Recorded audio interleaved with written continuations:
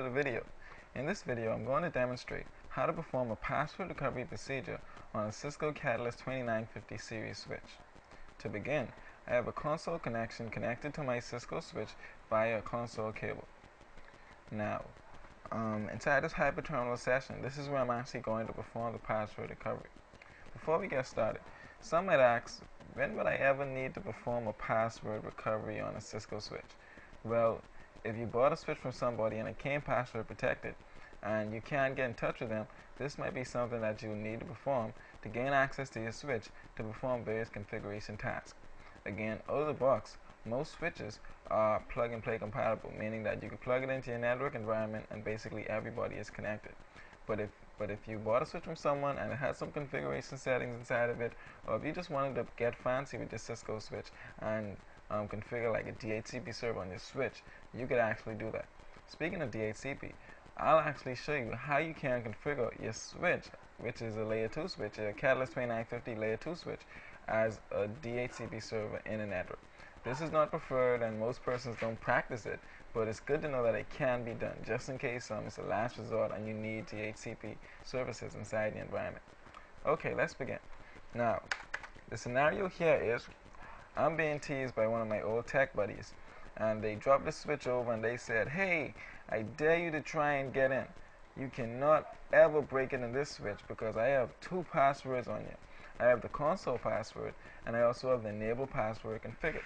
So even if you get past the console password and you guess it, it'll be impossible for you to guess the enable password. So it's like double layers of security." So I'm like, yeah, right.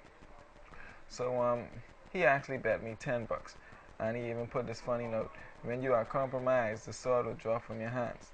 Well, pretty sure I'll see the sword dropping from his hands probably in the next few minutes, because I'm going to show you how simple this procedure is and how easy it is to gain access to a switch or even a router this way. And this is why it's important to not only perform technical security features or application layer security features in your environment, but also physical security features, because if you don't have your wiring closet secured, anybody could plug in their console cable, restart your switch, and perform a password recovery. Now, for me to actually do this, before I perform my procedure, I'm going to try some simple passwords. So I'll try Cisco. Okay, that didn't work. So I'll try password. Okay, system admin, and it's like about 20 passwords that you can try before you actually want to try a procedure, because it'd be sort of a waste of time to try perform a password recovery procedure and the password is actually password. Seeing that I tried a few passwords and it didn't work, I'll just start with the procedure and stop talking. Okay, so to begin, I'll power off my switch. So I'm powering off my switch right now. Okay, so as you can see, my connection just went up. And now, before I power my switch back on, I'm going to press the mode button in front of my 2950 switch, and this is going to interrupt the bootloader sequence and basically tell my iOS not to load. Okay, so now we're inside this mode that we use to perform password recovery. This is a mode that doesn't allow you to perform any configuration tasks. It's just a mode that allows you to interrupt the normal boot sequence inside the switch's bootloader, so you can perform various administration tasks. Now, the idea is to actually rename a configuration file that actually has the password on the switch. So I'm going to do that. First command I type is going to be flash init. This is going to basically initialize the flash, right? Because I need to basically access this configuration file out of what we call flash memory. So as soon as my flash is initialized, I'm going to use a command called load helper. This command is going to allow me to use certain help features like rename command and show me the directory command, so I can actually see the file. Okay, so I'm going to use the command directory flash just so I can see the contents of my flash directory. Now, this is the file that we need to rename, config.txt. We need to rename this so that the operating system doesn't find it when I reload the switch. And the reason why I want to rename it is because, well, if it doesn't find the config.txt file, it's just going to load up into a factory default state, whereas the switch will be operating just as if I took it out of the box for the first time. Alright, so of course I want to have a password configured. So to do that, I use the rename command. I'm going to say rename flash config.txt. Before I continue, it's good to know that although I'm renaming the configuration file, all the configurations on the switch is not lost. I can actually go back and rename this configuration file back to what it was so I could retain all my settings. Okay, so let me just put it out there. Performing a password recovery does not erase all of your data on your switch or even your router unless you do it correctly. Unless you do it incorrectly, then you lose your data. But if you follow these simple steps, you should have all your data intact. So I'm going to say rename flash config.txt to flash, and I'm just going to call it something else, config.old. Okay, now that I've done that rename procedure, that's basically all I need to do in here. So I run the command boot, and this is going to load my iOS image. Okay, so while this is loading, basically initializing the image out of flash, and it's going to look for this config.txt file, and it's not going to find it. So basically, I'm now looking at basically almost a brand new switch. It's actually going to ask me to initially configure my switch as if I never used it before. Alright, but I'm going to say no because, well, we don't use the setup when we talk Cisco, right? So, any minute now. Okay, so I'm going to type in no here, and I'm going to get started. As you can see, the hardest part is done. I now have access to my switch, so I'm close enough to the $10 that I'm going to win if I crack inside the switch. Now, technically, I've already won because he didn't say that I need to keep all the settings. But just to keep the fair game, I'm just going to get those settings back.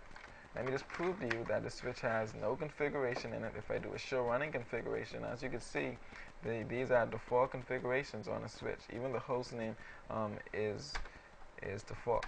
Right, there are no settings on the switch ports. Now, for me to get those configuration settings back, I need to basically use the same command I used in the previous mode.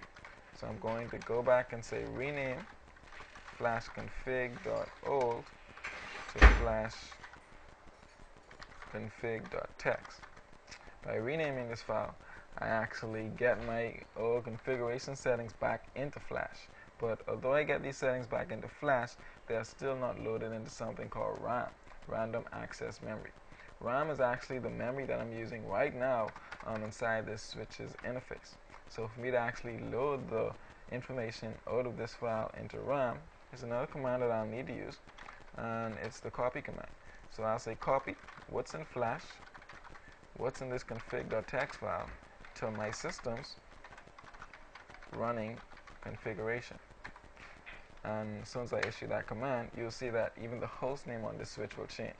Now there's host name Catalyst 2950. So I've now restored my switch configuration.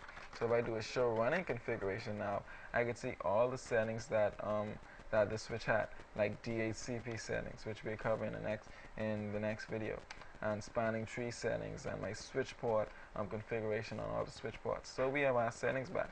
Something interesting that we could see also is the password. This is what he said I couldn't hack into, but now I have access to actually seeing the password because he didn't even bother to encrypt his line password. Let's see if his enable password is encrypted.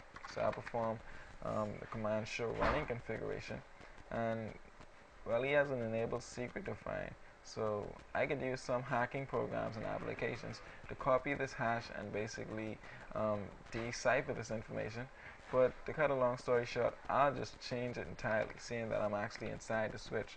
I'll go into global configuration mode, type in enable secret, and I'll just change the password to "you are a loser."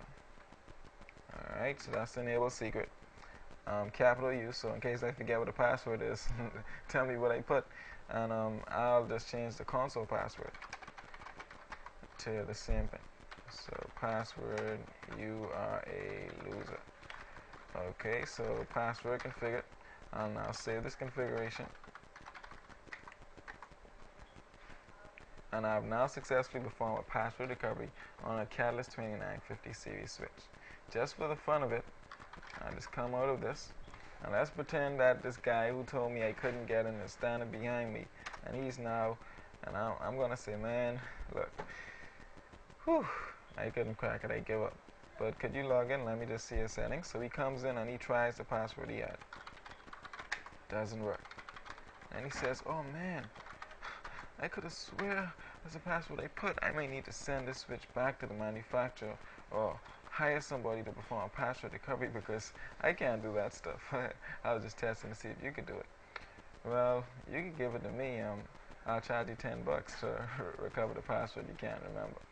I hope this video has been informative for you, and I'd like to thank you for viewing.